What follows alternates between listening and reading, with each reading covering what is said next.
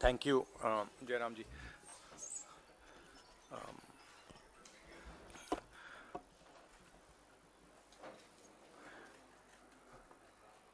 कुछ दिन पहले पार्लियामेंट का स्पेशल सेशन अनाउंस हुआ और काफ़ी फैनफेयर से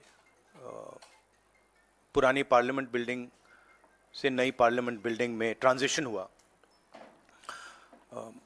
वो अच्छी बात है और मेन फोकस स्पेशल सेशन का, पहले तो मालूम नहीं था ये स्पेशल सेशन क्यों हो रहा है,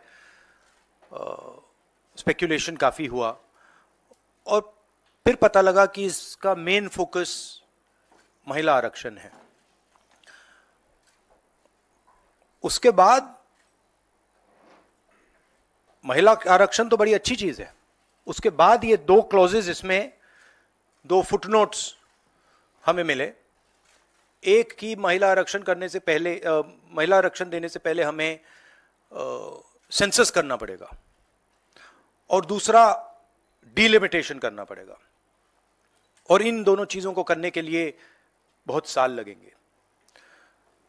सच्चाई यह है कि महिला आरक्षण को आज किया जा सकता है।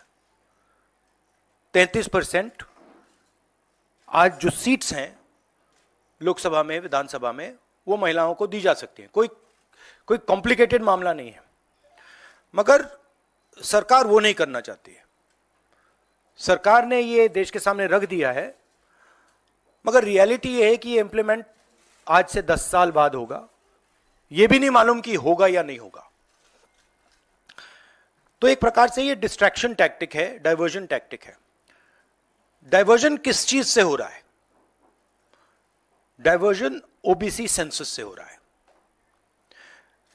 मैंने पार्लियामेंट में सिर्फ एक इंस्टीट्यूशन के बारे में बात की, वो जो हिंदुस्तान की सरकार का सेंटर है, कोर है, जो हिंदुस्तान की सरकार को चलाता है, कैबिनेट सेक्रेटरी एंड सेक्रेटरीज। और उसमें मैंने एक छोटा सा सवाल पूछा। प्रधानमंत्री कहते हैं कि वो ओबीसी के लिए बहुत काम कर रहे हैं। अगर प्रधानमंत्री इतना काम कर रहे हैं तो 90 लोगों में से सिर्फ 3 लोग ओबीसी कम्युनिटी से क्यों हैं? पहला सवाल। दूसरा सवाल, मैंने यही एनालिसिस बजट को देख के की कि भैया पूरा हिंदुस्तान का बजट क्या है और ये जो ओबीसी ऑफिसर्स हैं ये इस बजट में से कितना कंट्रोल कर रहे हैं और क्या कंट्रोल कर रहे हैं। आदिवासी क्या कंट्रोल कर रहे हैं, दलित क्या कंट्रोल कर रहे हैं। ओबीसी हिंदुस्तान के 5% बजट को कंट्रोल कर रहा है, ओबीसी ऑफिसर्स। तो मुझे बात समझ नहीं आ रही है। प्रधानमंत्री हर रोज ओबीसी की बात करते हैं, ओबीसी प्राइड की बात करते हैं, मगर ओबीसी के लिए किया क्या? अब जब मैंने ये बात बोली, उनका रिस्पॉन्स बड़ा इंटरेस्टिंग है। वो कहते हैं कि लोकसभा में हमारा रिप्रेजेंटेशन है। लोकसभा में रिप्रेजेंटेशन का क्या लेना देना है? मैं कह रहा हूं कि बजट डिसीजन जो लेते हैं, जो बजट को ऑफिसर्स हैं, जो बजट को कंट्रोल करते हैं, 5% ओबीसी निर्णय ले रहे हैं। और मैंने सिर्फ यह सवाल पूछा, क्या हिंदुस्तान में ओबीसी की आबादी 5% है? यह मैं जानना चाहता हूं। अगर 5% है तो फिर वो ठीक है, उसको मैं एक्सेप्ट करने के लिए तैयार हूं।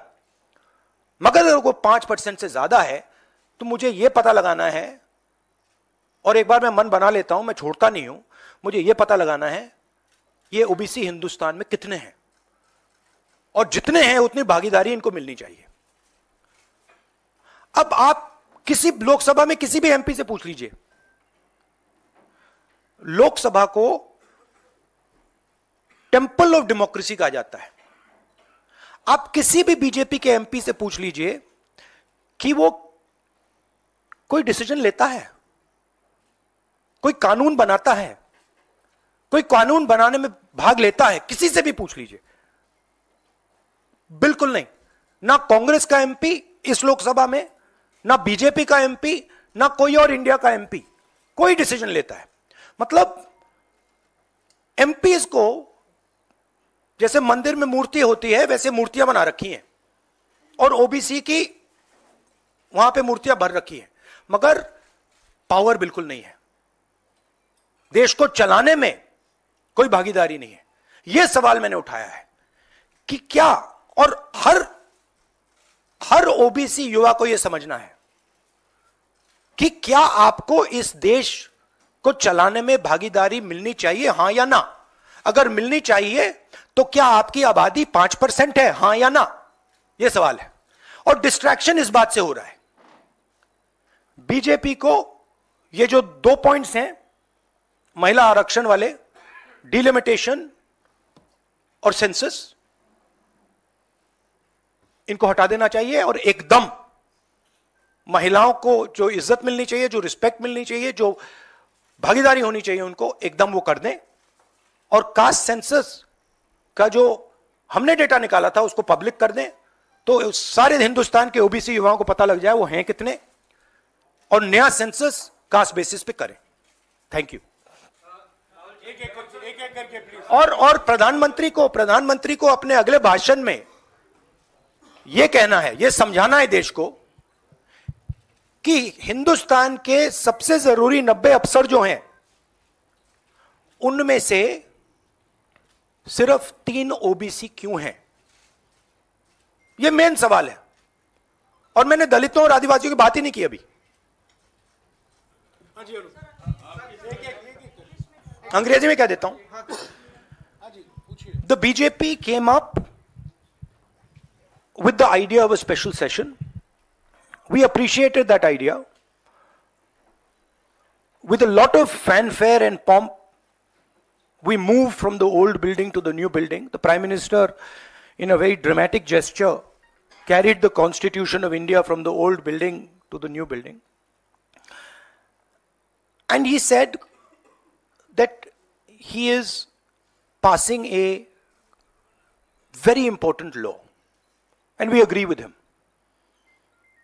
Women's reservation is a central step in the empowerment of the women of India, and it is a critical step.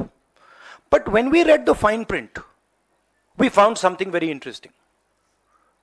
2 little subtexts were there. Number 1, this will be done after delimitation. Number 2, this will be done after census. What it means is this bill will be implemented a decade from now. It is not going to be implemented today, and every woman in India should understand this. It is not going to be implemented today, it's going to be implemented, if it is implemented, 10 years from now. So this is a diversionary tactic. It's a way of making everyone's attention move away. The question is, what are they moving away from? And the answer is the caste census. And I'd like to explain why. In my research for my speech, I looked at how many officers in the government of India, the senior most officers are secretaries, how many secretaries in the government of India come from the OBC community, how many come from the Dalit community, how many come from the tribal community. And I was shocked to find that 5% of the secretaries of the government of India, 3 officers in the government of India secretary level are OBC first. And then I asked another question, what budget do they control? And they control 5% of the budget. OBCs, Dalits, tribals, all put together control 6% of the budget. Tribals control 0.1 something of the budget. So this is a shocking finding. And I said this in Parliament. My point being that are the OBCs 5% of India? Is that the amount of participation we want of the OBC community? So the central question is, how many OBCs are there in India? How many different communities are there in India? If we want to distribute power to the people of India, we have to know this number. Otherwise, we are working without data. And so I placed this on the floor of the House and I said, look, please tell us how many OBCs. We have the data. I know, because the government of India has already done the census and all this data is available. Why is the Prime Minister not releasing this data? And second, what is this delay in this census? The caste census should be done now, and the last caste census data should be released at once. Now, what was the BJP's answer? Very interesting answer. That it doesn't matter how many OBCs are in the government of India. What matters is that we have MPs and MLAs who are OBC. No, that's not the point. Because you can ask any MP or any MLA how much they participate in lawmaking, how much they participate in how the money in India is spent, they will tell you there's no participation. So it is almost as if they keep placing these OBC MPs into the Vidhan Sabha from one side and taking away the real power of the OBCs from the other side. And as the Prime Minister keeps saying, he's an OBC leader, I want him to explain why only 3 OBCs are there in the government of India. And why the OBC community, which is the backbone of this country, is responsible for only 5% of the budget. They've not been able to answer this question. In fact, when I said it, I saw in their face the panic. Because this is the truth. This is what they're trying to distract India from. The fact that the large mass of Indian people do not have any power.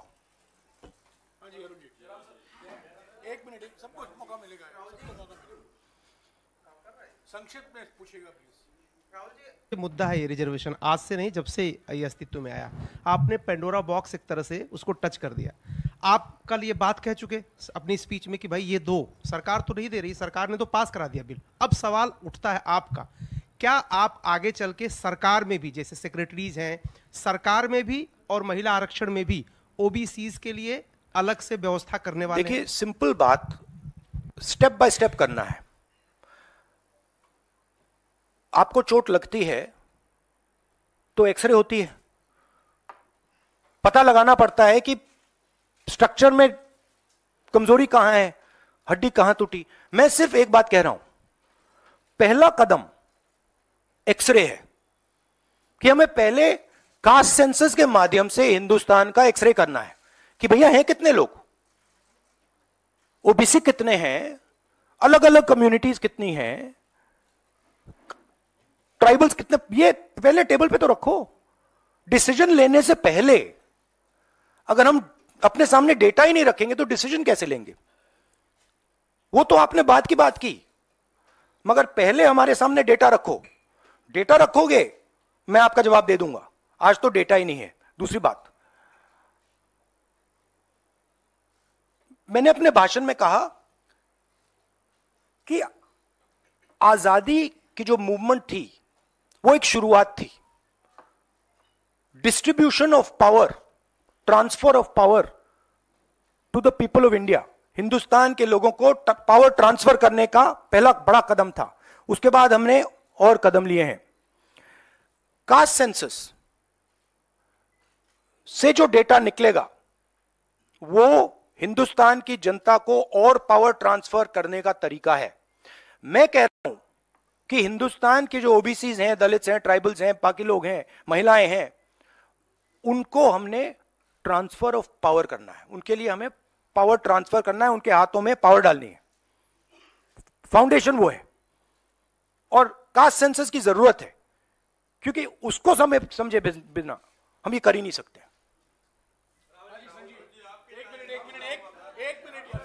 हाँ, एक minute please, अरे रमन जी रुक जाओ please. हाँ, 1 second.